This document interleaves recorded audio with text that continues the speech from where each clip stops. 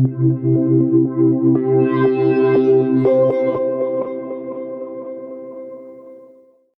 the Will in Nature by Arthur Schopenhauer quotes, "On the Will in Nature by Arthur Schopenhauer delves into the ways in which natural phenomena offer proof of his central philosophical thesis, that the fundamental reality underlying the world is the will. In this work, Schopenhauer seeks to reinforce his metaphysical system, first articulated in his magnum opus, The World as Will and Representation, by looking at the natural sciences for confirmation of his theory. From physiology and comparative anatomy to botany and linguistics, Schopenhauer examines various fields to illustrate how they reflect the ceaseless striving of the will, which is the driving force behind all of existence. The book serves as an extension of Schopenhauer's pessimistic view of life, where the will, manifesting as the force behind all natural processes, ultimately leads to suffering and constant striving." Quote 1. "The essence of every living organism consists in the will to maintain its own existence as much as possible against the macrocosm." This quote suggests that the primary force driving every organism is an inherent will to survive. This will shapes how the organism interacts with the larger environment. It places emphasis on survival as a key motivation behind all physiological processes, implying that organisms are constantly in a struggle to maintain their existence in the face of external challenges. Quote 2. "Only one living entity, one will, can be in an organ at the same time. Therefore, if there is a diseased will in disagreement with the rest of the body in the organ of the skin, we may hold it in check by applying cold as long as the generation of warmth, a normal will, can be induced by it. This points to the idea that each organ is controlled by a singular will, which can become diseased or disordered. The concept here is that the body can be influenced by external treatments, such as cold, to restore the normal, healthy will, thus realigning the organ's function with the body's overall well-being." Quote 3. "If we are forced to the conviction that there must be a determining principle, a will, in every vital action, by which the development suited to the whole organism is occasioned, and each metamorphosis of the parts conditioned, in harmony with the whole individuality. The explanation here is that behind every action of the organism, there is an underlying principle, the will, which guides the organism's development. This will shapes how the parts of the body transform and function in alignment with the organism's individuality, indicating that the will is not only present in the mind, but also in the body's physiological processes." Quote 4. "The insatiable will acts destructively upon the organism unless either a. the whole life, in its efforts to attain unity, tendency to adapt means to end, produces other activities requiring satisfaction, crises et leases, which hold that will in check called decisive, crises completed, when quite successful."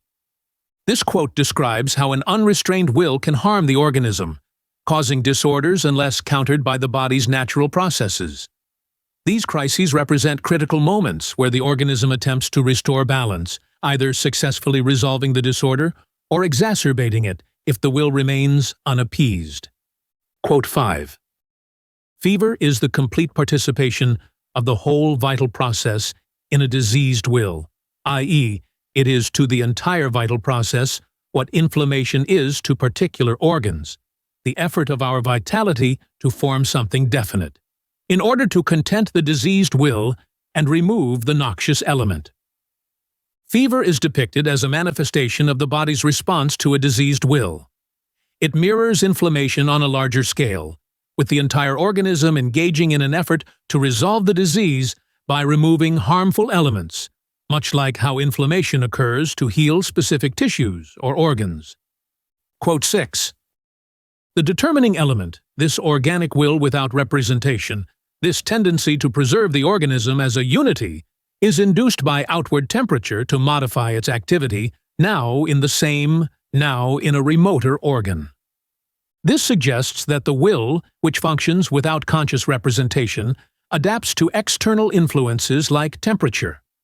The organism's overall survival is supported by this will, which redirects its energy and processes to maintain unity and respond to environmental changes. Quote 7. A creative, spontaneous, uncommunicated activity shows itself in every vital manifestation. This quote underscores that within every life process, there is an inherent, creative force acting independently and spontaneously. This vitality, which does not need to be communicated or initiated by external factors, drives the organism's essential functions, revealing an inner will that directs life. Quote 8. The nerves are the conductors of this individual creation. By their means, form and mixture are varied according to desire and aversion. Here, the nerves are described as the channels through which the will manifests itself physically. The body's form and function change based on the will's impulses of desire and aversion, indicating that even the nervous system is an instrument of the underlying will guiding life. Quote 9. Matter itself is conditioned by representation, in which alone it exists. This philosophical idea holds that matter only exists in the form it does because of representation. In Schopenhauer's view, our perception shapes how we experience the material world. This points to the importance of consciousness and will in shaping the nature of reality as we know it. Quote 10. The whole thing, therefore, owing to the radical change made by me, stands in a different light from that in which it has hitherto been regarded. This self-reflective statement highlights the transformative nature of Schopenhauer's philosophy. He argues that his separation of will and intellect introduces a new understanding of human nature and the natural world, challenging previous philosophies that considered the two as inseparable. Quote 11. The will is called free will when it is illumined by knowledge. Therefore, when the causes which move it are motives, that is, representations. This quote differentiates between will and free will, explaining that free will arises when the will is guided by knowledge and motives. The will operates fundamentally, but it becomes free will when directed by conscious motives or external stimuli processed by the intellect, showing the relationship between will, knowledge, and action. Quote 12. Physiologically, the difference between stimulus and motive admits also of the following definition. The stimulus provokes an immediate reaction, which proceeds from the very part on which the stimulus has acted, whereas the motive is a stimulus that has to go a roundabout way through the brain. This distinction between stimulus and motive illustrates how stimuli cause direct reactions in an organism, while motives require the mediation of the brain. Motives are processed through the intellect, whereas stimuli elicit responses without intellectual intervention. This explanation shows how the body's reactions can differ based on whether they are conscious or unconscious. Quote 13. That all great thinkers in all ages were decided and at one on this point is just as certain as that the multitude will never understand, never grasp, the important truth that the work of our freedom must not be sought in our individual actions, but in our very existence and nature itself. This quote emphasizes that true freedom does not reside in individual actions, but rather in our existence and inherent nature. Schopenhauer argues that the understanding of freedom must go beyond specific actions, recognizing that our very being, shaped by the will, embodies freedom in a deeper, more existential sense. Quote 14. We shall find no difficulty in recognizing the will, even in unconscious processes. Thus the assertion that all bodily movements, even those which are purely vegetative and organic, proceed from the will, by no means implies that they are voluntary. Here, Schopenhauer asserts that the will is present in both conscious and unconscious bodily processes.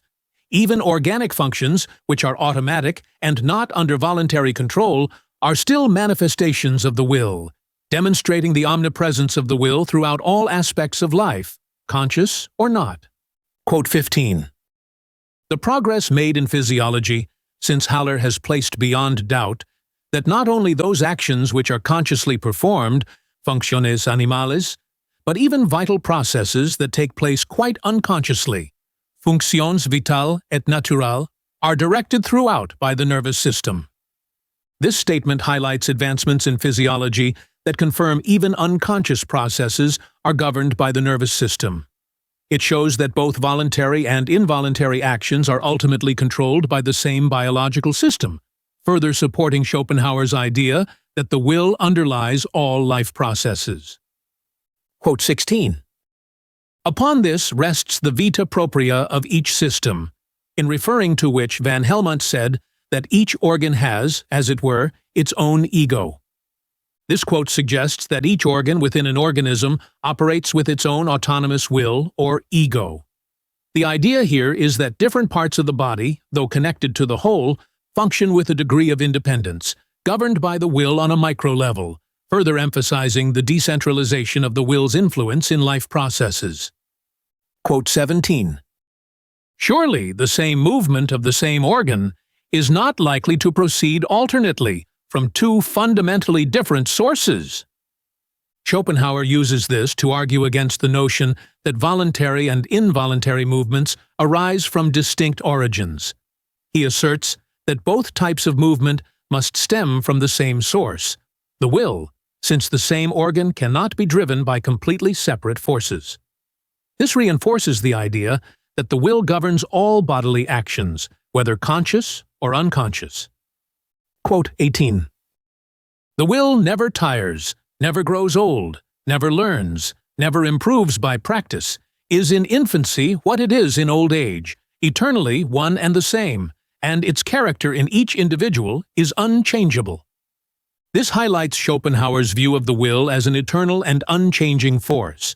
Unlike the intellect, which evolves with age and experience, the will remains constant throughout life. This immutability is key to Schopenhauer's philosophy, where the will is the core of an individual's existence and is the same in humans as it is in animals. Quote 19.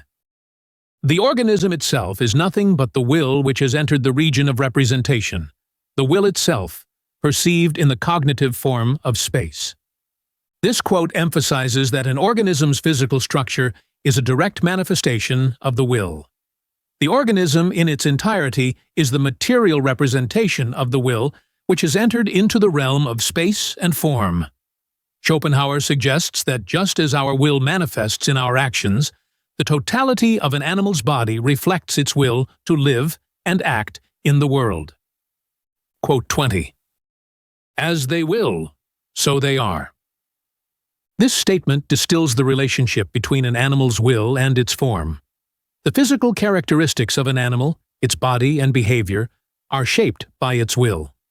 In other words, the will to survive and the way an animal strives to live directly influence the shape and functions of its body, highlighting the deep connection between inner will and outer form. Quote 21. The life which has commenced in the individual desires to multiply. This quote refers to the inherent drive of all living beings to reproduce and ensure the continuation of their species. The individual organism carries within it a fundamental will, not only to sustain its own life, but also to propagate and perpetuate its kind, emphasizing the reproductive aspect of the will to live. Quote 22.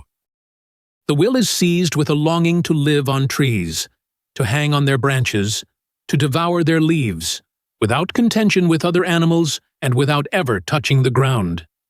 This longing presents itself throughout endless time in the form of the sloth. Schopenhauer uses the sloth as an example of how an animal's specific will shapes its body and behavior. The sloth's entire form, from its slow movements to its tree-dwelling nature, is an expression of its will to live in a way that avoids conflict and remains in harmony with its environment.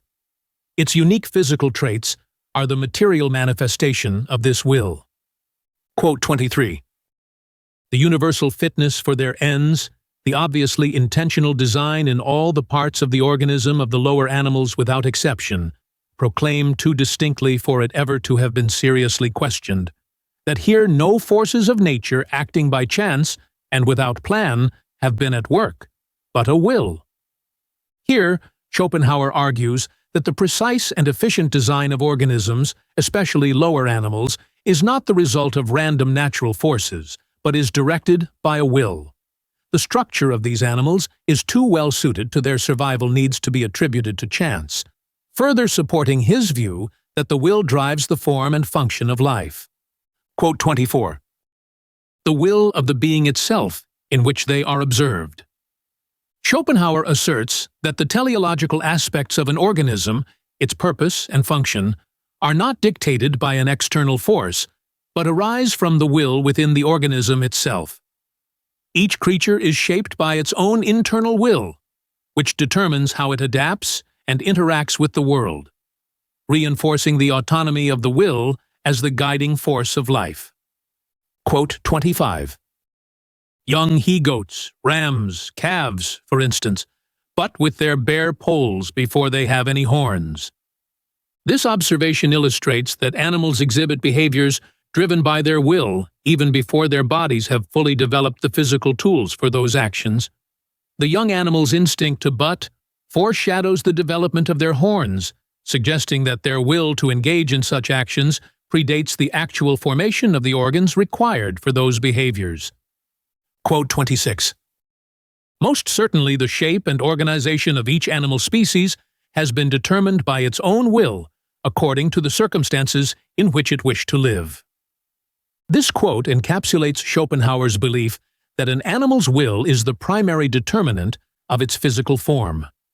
The will drives the development of the body in response to the environment, shaping the animal's structure in a way that is best suited for survival in its specific circumstances, rather than the other way around. Quote 27.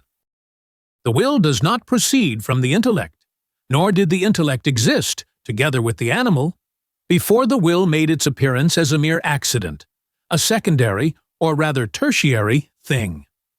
Schopenhauer clarifies the hierarchy between will and intellect, arguing that the will is primary and precedes intellect.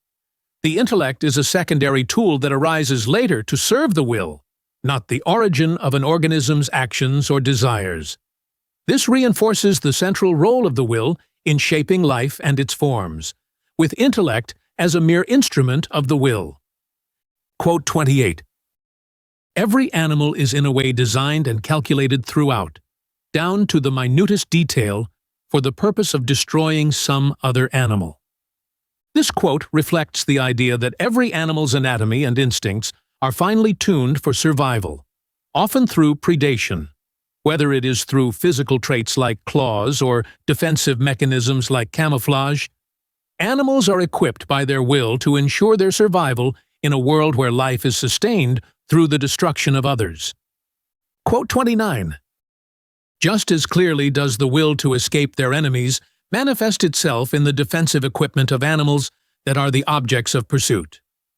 This quote explains how animals that are prey have developed physical characteristics that serve as defense mechanisms. Whether through spines, camouflage, or tough exteriors, these traits represent the animal's will to protect itself and escape predators, showing that the will to survive manifests in defensive as well as offensive capabilities. Quote 30. Neither the young spider nor the antlion know the prey for which they lay traps when they do it for the first time. Here, Schopenhauer highlights the concept of instinct, where animals perform complex behaviors without prior knowledge or experience. The spider and antlion, for example, instinctively set traps for prey they have never encountered before, demonstrating that these actions are driven by the will, independent of conscious knowledge. Quote 31.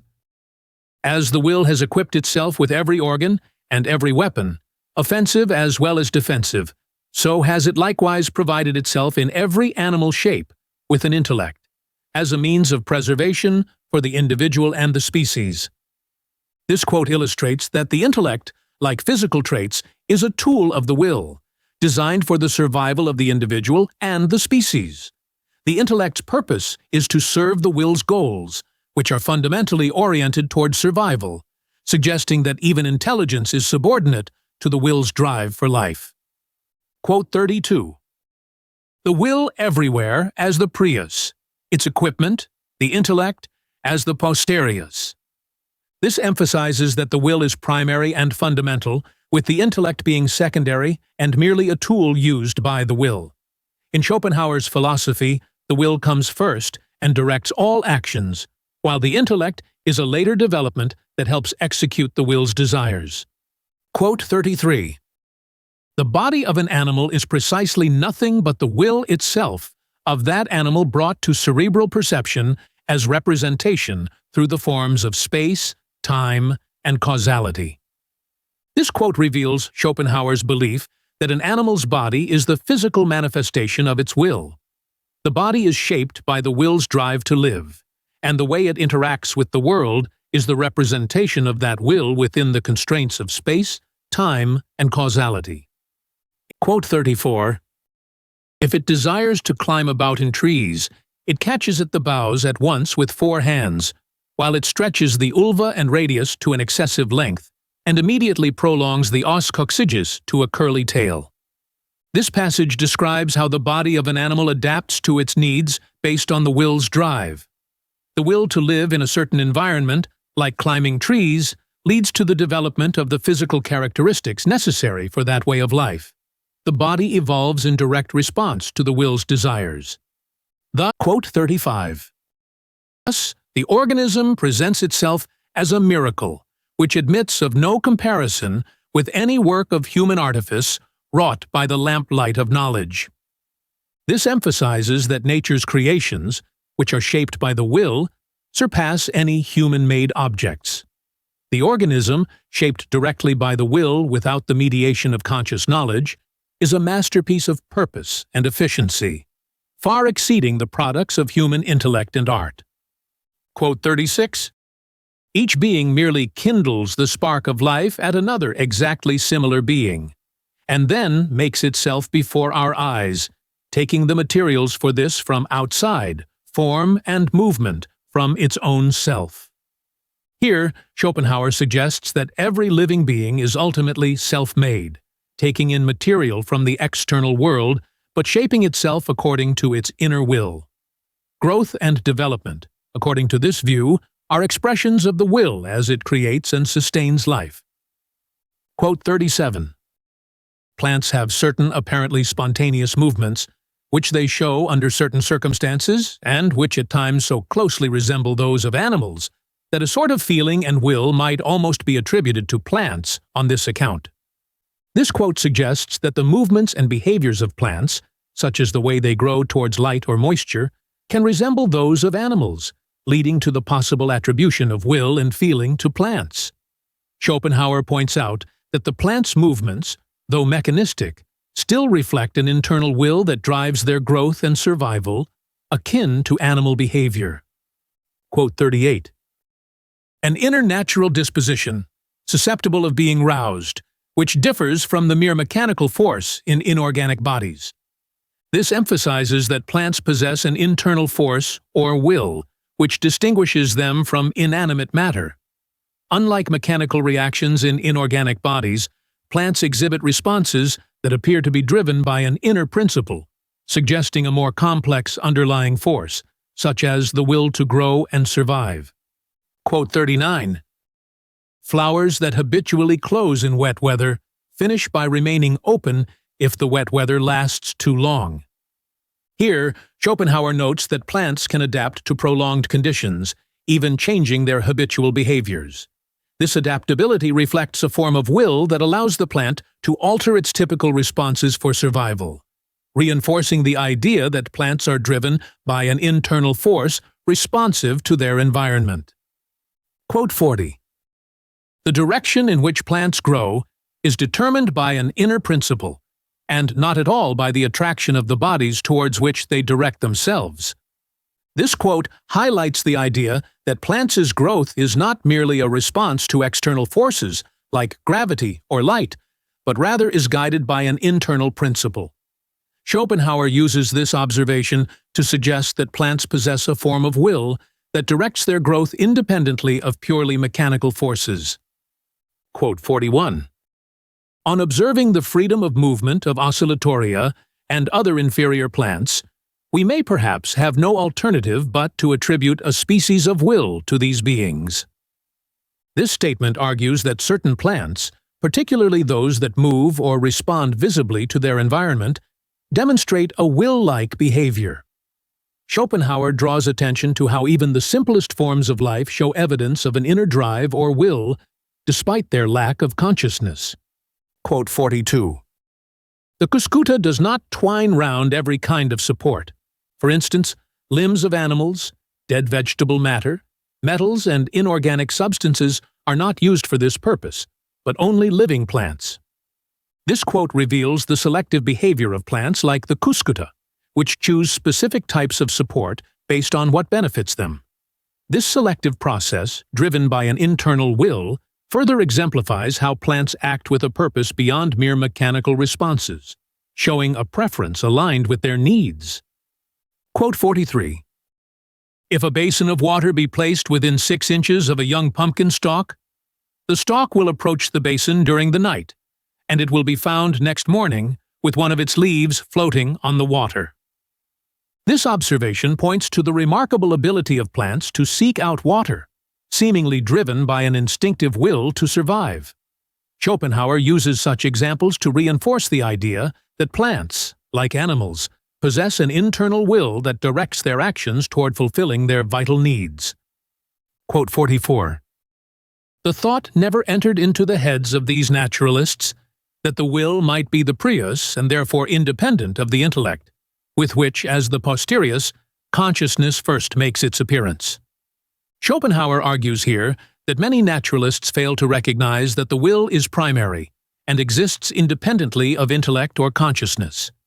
He insists that the will, which drives the behavior of both animals and plants, does not require consciousness to manifest, placing it at the core of all life forms. Quote 45. Thus, because plants on the whole still have wants, though not such wants as demand the luxury of a sensorium and an intellect, something analogous has to take the place of these. This statement explains that while plants lack sensory perception and intellect, they still have needs or desires, and thus a substitute for sensory awareness, such as responsiveness to stimuli, guides their actions. Schopenhauer implies that plants' behaviors are driven by an inner will, even without conscious awareness or thought. Quote 46. Their roots seek out good earth and moisture, and, in order to attain these, deviate from the straight course. This quote points to the active behavior of plant roots as they search for nutrients. Rather than growing randomly, they adjust their path to find resources necessary for survival. This behavior exemplifies the concept that even plants are guided by an inner will that drives them to achieve their growth and sustenance needs. Quote 47. The direction in which plants grow is determined by an inner principle, and not at all by the attraction of the bodies towards which they direct themselves. Schopenhauer suggests that plant growth is not simply a mechanical response to external stimuli, but is instead driven by an internal principle. This means that plants have an inherent direction or purpose that guides their growth, reflecting a deeper, will-driven process that moves beyond mere physical causality. Quote 48. Mushrooms performed a heroic feat by lifting up a huge block of stone in their strenuous effort to make their way into the visible world. This quote metaphorically describes the powerful will of even the simplest forms of life, such as mushrooms, to break through obstacles in their environment. The mushroom's ability to lift a block of stone in their effort to grow and emerge into the world exemplifies the potent and persistent force of the will that exists in all living beings, even those without consciousness. Quote 49. The result is that in Pisum sativum, green pea, in Bryonia alba, wild bryony, and in Cucumis sativus, cucumber, the stems of those leaves which bear the tendrils describe a very slow circular movement in the air. This observation describes the deliberate, repetitive movement of plant tendrils as they search for something to grasp for support. These circular movements, resembling a search for stability, are interpreted as driven by an inner will, which directs the plant toward achieving physical support, much like a living being actively seeking assistance. Quote 50. The cuscuta does not twine round every kind of support. For instance, limbs of animals, dead vegetable matter, metals, and inorganic substances are not used for this purpose, but only living plants. Here, Schopenhauer points out that the parasitic plant Cuscuta shows selectivity in its choice of hosts, choosing only living plants for nourishment. This selective behavior implies a form of will or instinct in the plant that guides it toward sources of sustenance, showing a preference aligned with its survival needs. Quote 51. Even if its position be changed every day, a stick fixed upright within 6 inches of a young convolvulus is sure to be found by the plant. This quote demonstrates the extraordinary capacity of plants like convolvulus to detect and move toward nearby supports. The plant's ability to consistently find a stick, regardless of its changing position, reveals an inherent will guiding its movement and actions, similar to how animals respond to stimuli in their environment. Quote 52. The susceptibility to outward impressions, having enhanced itself in animals proportionately to their requirements till it has reached the point where a nervous system and a brain become necessary, does consciousness arise as a function of that brain. This quote explains the gradual evolution of consciousness in animals. It suggests that as living beings, including plants, increase their sensitivity to external stimuli, their requirements for survival also increase, leading eventually to the development of nervous systems and brains in animals, where consciousness and the intellect arise as functions of those systems. Quote 53. In plants, there is no separation at all between the receiving of impressions and the being determined by them. This statement reveals that in plants, unlike in animals, there is no clear distinction between sensing a stimulus and reacting to it. Plants respond directly to external stimuli without conscious deliberation, showing that their actions are guided entirely by their inherent will, without the mediation of conscious thought or reasoning. Quote 54. The fact I allude to is that this agent is nothing but the will of the magnetizer. Schopenhauer explains that the driving force behind animal magnetism, a phenomenon then gaining recognition, is the will of the magnetizer. The ability to influence and evoke changes in another person or even inanimate objects stems from the magnetizer's focused will, not from any mysterious external force, underscoring the power of will as the primary force behind such occurrences. Quote 55. Manipulation seems to be only a means of fixing, and so to say, incorporating, the will and its direction. This quote emphasizes that the physical gestures or manipulations involved in animal magnetism are secondary to the will.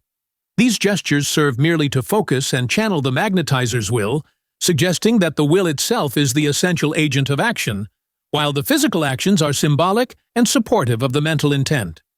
Quote 56.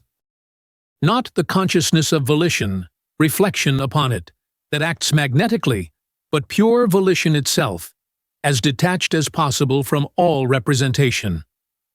Schopenhauer explains that in animal magnetism, the efficacy of the magnetizer's actions comes not from their conscious awareness or reflection on their will, but from the will's raw, direct expression.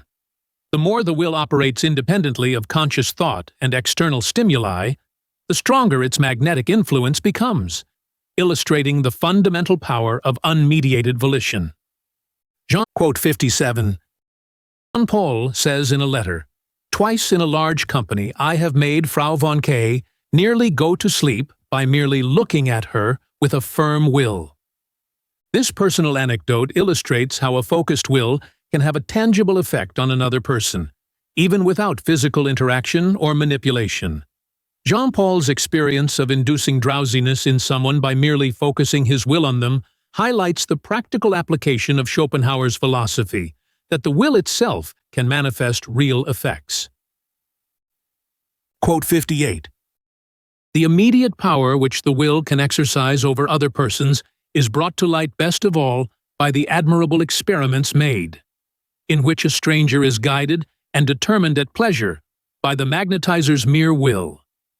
Schopenhauer refers to public experiments where a magnetizer's will was able to control and influence a stranger's actions, demonstrating the strength of the will in determining the behavior of others. These experiments reveal the will's direct impact on others, showing how the force of volition can transcend normal physical or social interactions. Quote 59. In Kieser's directions to magnetizers, therefore, we find all thinking and reflecting upon their respective doing and suffering, all conversation between them, forbidden both to physician and patient. Schopenhauer points out that in the practice of magnetism, reflection or conversation is discouraged because it interferes with the pure will. The absence of thought and communication allows the will to operate directly, without distraction, enhancing the magnetizer's ability to influence the patient, demonstrating how mental stillness aids in focusing the will. Quote 60. The will operates in its primariness, as thing in itself, and this demands the exclusion, as far as possible, of representation. This passage emphasizes the fundamental role of the will in its purest form, which Schopenhauer calls the thing in itself. For the will to manifest its full power, all distractions from representation, ideas, thoughts, and external perceptions must be excluded. This statement underscores the metaphysical nature of the will as independent from the intellect and physical world. Quote 61. The thing is, however, brought to a climax when this immediate power of the will is extended even to inanimate bodies. Schopenhauer observes that the power of the will is not only effective over living beings, but can also influence inanimate objects. This claim expands the reach of the will's power beyond what is traditionally thought possible, illustrating its metaphysical strength by suggesting it can alter or affect the physical world itself, as demonstrated by somnambulists affecting compass needles. Quote 62. If we thus see the will stated by me to be the thing in itself, the only real thing in all existence, the kernel of nature, what corroboration better founded on fact could I desire for my doctrine? Schopenhauer takes animal magnetism as evidence that supports his philosophical claim that the will is the fundamental reality, or the thing in itself. The seemingly supernatural effects of the will on nature and people provide empirical proof for his metaphysical theory, reinforcing his belief that the will is the essential force behind all phenomena. Quote 63. Animal magnetism presents itself directly as practical metaphysic, which was the term used by Bacon of Verulam to define magic in his classification of the sciences. Here, Schopenhauer equates animal magnetism with practical metaphysics, aligning it with what Bacon called magic. This connection between magnetism and metaphysical practice suggests that the influence of the will can transcend the physical world, acting on a metaphysical plane, and that such practices have been recognized throughout history as forms of applied metaphysics. Quote 64. For a man to be able to smile beforehand at all occult sympathies, let alone magical influences, he must find the world very, nay, completely, intelligible. This quote emphasizes that rejecting the existence of magical or occult phenomena requires one to have an oversimplified view of the world. Schopenhauer argues that life and nature are filled with riddles and mysteries, and those who dismiss these phenomena as mere superstition do so by assuming a world that is fully understood, which, he suggests, is far from reality. Quote 65. If all that we know is, as Kant teaches, mere phenomenon, it must be obviously premature to reject all foreknowledge, all apparitions, and all magic. Schopenhauer builds on Kant's philosophy, stating that if everything we perceive is just an appearance, and not the thing in itself, we cannot categorically dismiss phenomena like magic or prescience. Since these events could stem from aspects of reality beyond our normal perception, it is hasty to reject them outright, based on the limited framework of our sensory experience. Quote 66. The opinion that there must be another quite different way of producing changes in the world besides the regular one through the causal nexus between bodies has found favor in all ages and countries. This quote highlights the universal belief throughout history in the possibility of influencing the world in ways beyond the physical laws of cause and effect. Schopenhauer notes that magic represents a belief in an alternative form of influence, one that operates on a metaphysical level, suggesting that this belief is deeply rooted in human nature and transcends mere superstition. Quote 67. The feeling rebelled obstinately against the knowledge forced upon it by experience that der Gott, der mir im Busen wohnt, kann tief mein Innerstes erregen, der über Alien meinen Kräften thront, kann nach außen nichts bewegen. Schopenhauer quotes a poem to express the internal struggle between the powerful feelings within us, our will or inner force, and the external reality that seems unaffected by this inner power. Despite the overwhelming sense of personal will and energy, we often face the realization that it cannot directly influence the outer world, reflecting the limitations of individual power in changing reality. Quote 68. The very natural inducement to do this was the observation that every moment men became aware of a completely unaccountable, that is, evidently metaphysical, agency of the will in the movements of their own bodies. Schopenhauer explains that humans naturally come to believe in the metaphysical power of the will through their everyday experience of controlling their own bodies. The ability to move and act by mere volition is seen as a form of magical power, and this observation leads people to wonder if the will could extend its influence beyond the body, laying the foundation for beliefs in magic. Quote 69. To find out a way to annul the isolation in which the will finds itself in each individual, and to extend the immediate sphere of the will's action beyond the organism of the person willing, was the aim of magic. This quote clarifies the goal of magic: to break the barriers of individual isolation and allow the will to exert direct influence on the external world. Schopenhauer suggests that magic is an attempt to extend the natural power of the will beyond the limits of the physical body, enabling the individual to act upon the world as a whole. Quote 70. As a rule, therefore, it is indispensable. From the rest of the writers of those times we gather that, in conformity with that fundamental thought of magic, their only aim was to obtain absolute arbitrary power over nature. Schopenhauer notes that magicians of earlier times sought to achieve total control over nature.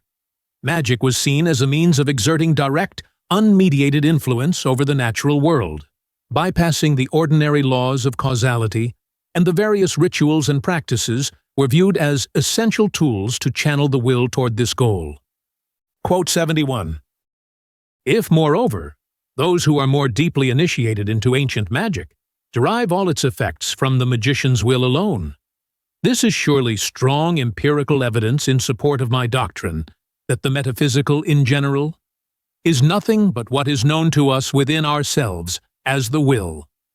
Here, Schopenhauer asserts that ancient magicians who understood the true nature of their craft recognized that its power came from the will. This observation aligns with Schopenhauer's philosophy, where the will is the metaphysical reality behind all phenomena, providing empirical support for his theory that the will is the fundamental force of the universe. Quote 72. Mesmer, in the beginning, attributed his agency to the magnetic rods he held in his hands, and later on explained the wonders of animal magnetism by a materialistic theory of a subtle, all-permeating fluid. Nevertheless, he produced wonderfully powerful effects.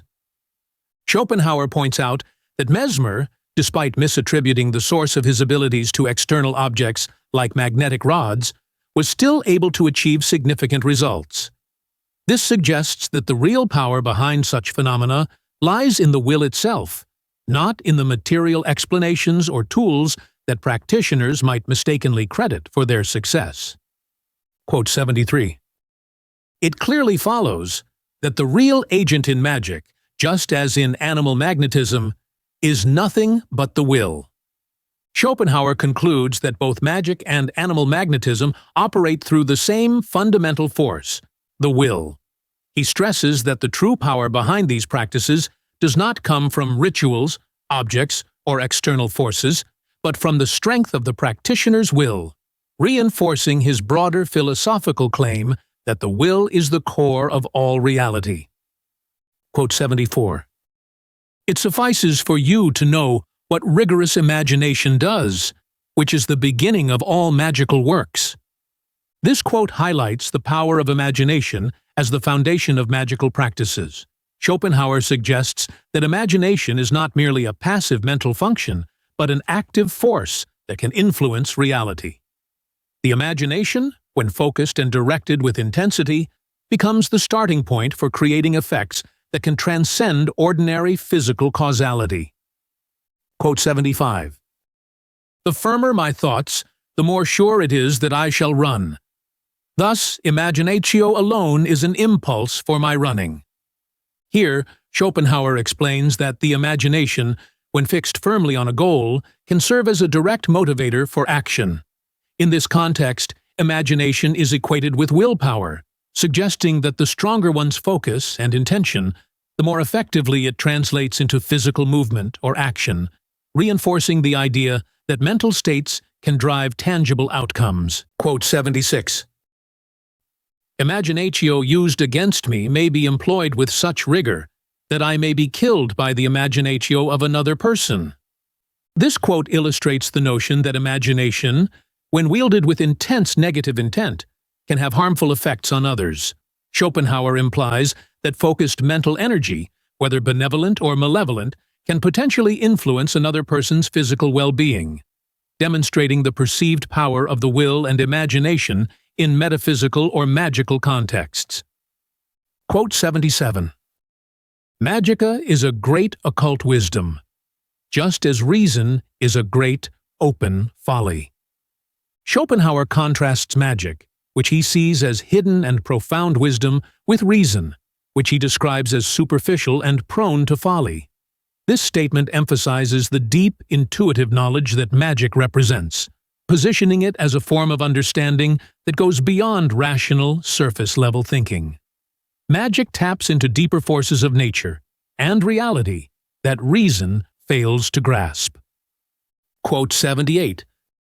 We ought to know that we may convey the spirit of any man into an image, solely by faith and by our strong imagination.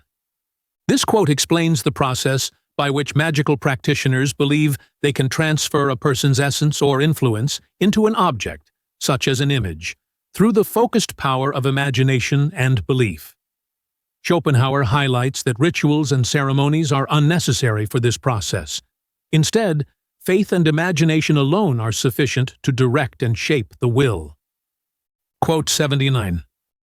Faith must confirm the imagination, for faith decides the will. Schopenhauer here points to the crucial role of faith in reinforcing the imagination's power. He suggests that without belief, the imagination's effects are weakened. Faith acts as a stabilizing force that strengthens the will, ensuring that the mental focus becomes effective in producing real-world consequences, making faith and will deeply interconnected. Quote 80. The human heart is indeed so great a thing that no one can express it. As God is eternal and imperishable, so also is the heart of man. This statement emphasizes the immense potential of the human heart, likening it to the divine. Schopenhauer suggests that within the heart lies boundless power and potential, comparable to that of God. The heart's greatness, if fully understood, would grant humans the ability to achieve anything, underscoring the untapped power of human will and desire. Quote 81. The highest magia lies in the will, so far as it is in union with the will of the Almighty. Schopenhauer indicates that true magical power comes from aligning one's personal will with the divine will. When an individual's will is united with a higher, universal force, it gains an omnipotent quality. This suggests that the will, when harmonized with divine purpose, can perform miraculous or magical acts with unparalleled power. Quote 82. Magic is the mother of the essence of all beings, for it creates itself and is understood in desire.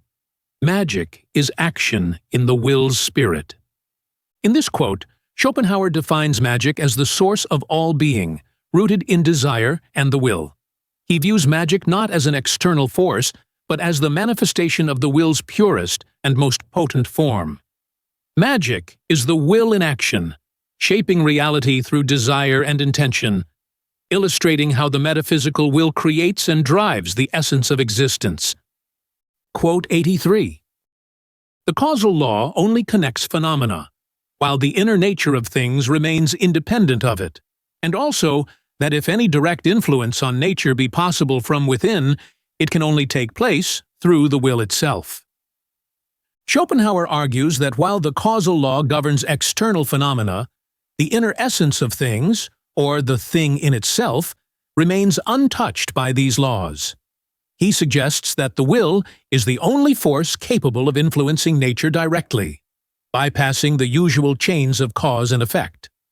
This highlights the metaphysical power of the will to affect reality beyond physical constraints. Quote 84.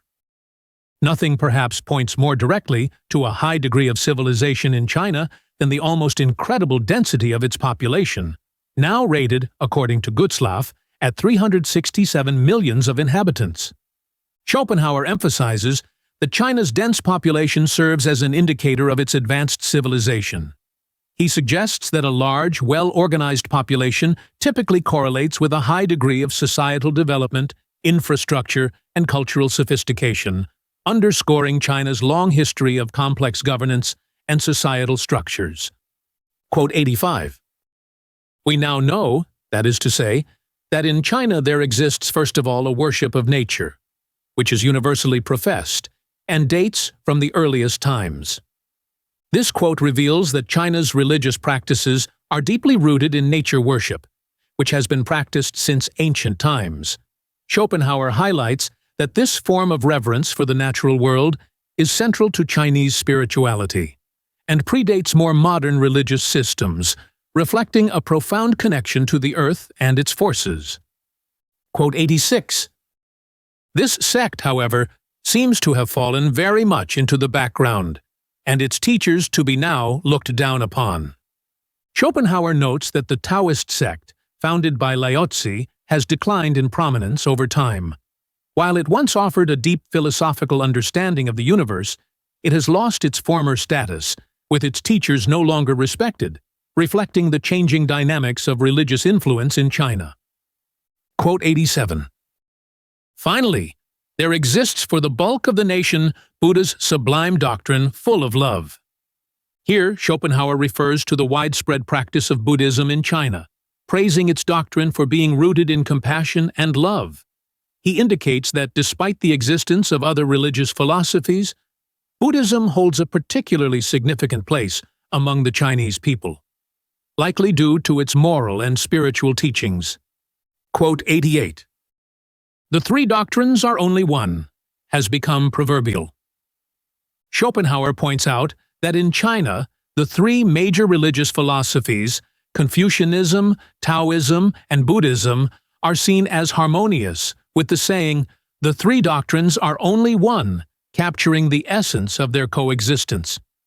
This reflects a unique cultural blending of different schools of thought, allowing them to complement rather than contradict each other. Quote 89. Buddha did not look upon a world sunk in sin and suffering, whose tenets, all subject to death, only subsist for a short time by devouring each other, as a manifestation of God. This quote emphasizes the Buddhist view that the world, with all its suffering and transience, is not seen as a divine creation or manifestation of God. Schopenhauer contrasts this worldview with monotheistic perspectives, highlighting Buddhism's focus on the impermanence and suffering inherent in existence without attributing these qualities to a supreme deity. Quote 90. Monotheism, an exclusively Jewish doctrine, to be sure, is alien to Buddhists and, in general, to the Chinese. Schopenhauer observes that the concept of monotheism, specifically the belief in a single creator God, is foreign to both Buddhist and traditional Chinese thought. He underlines that the religious systems in China and Buddhism do not revolve around a single divine being, which differentiates them fundamentally from Abrahamic faiths. Quote 91. In Asia, Existence itself is looked upon as an evil, and the world as a scene of misery, where it were better not to find oneself. This quote illustrates the pessimistic view of existence common in Asian philosophical and religious traditions. Schopenhauer notes that in much of Asia, life is regarded as inherently full of suffering and hardship, a perspective that contrasts sharply with the optimism often found in Western thought, which typically views life as something to be embraced. Quote 92. The sects of Jaina and Buddha are really atheistic, for they acknowledge no creator of the world, nor any supreme ruling providence. Schopenhauer explains that Buddhism and Jainism are considered atheistic because they do not recognize a creator god or supreme ruler governing the world. This further emphasizes the divergence of these Eastern religions from Western theological concepts, focusing instead on moral and spiritual development without divine intervention. Quote 93. The mind of heaven is deducible from what is the will of mankind. This remarkable quote aligns closely with Schopenhauer's own philosophy, suggesting that in Chinese thought, the will of humanity is reflected in the workings of heaven or nature. Schopenhauer finds this idea striking because it mirrors his own view that human will is central to understanding reality, reinforcing a metaphysical connection between humanity and the universe. On the Will in Nature by Arthur Schopenhauer concludes by reiterating its central theme, that the will is the essence of all things, and its manifestations can be observed throughout nature. Schopenhauer ties together insights from different scientific fields to show the universal presence of the will, whether in the biological drive for survival or the structure of languages. He argues that recognizing the will's influence in nature deepens our understanding of life's inherent suffering. Ultimately, Schopenhauer's work remains a reflection on the unrelenting nature of desire and striving, which pervades all existence and can only be mitigated through the denial of the will.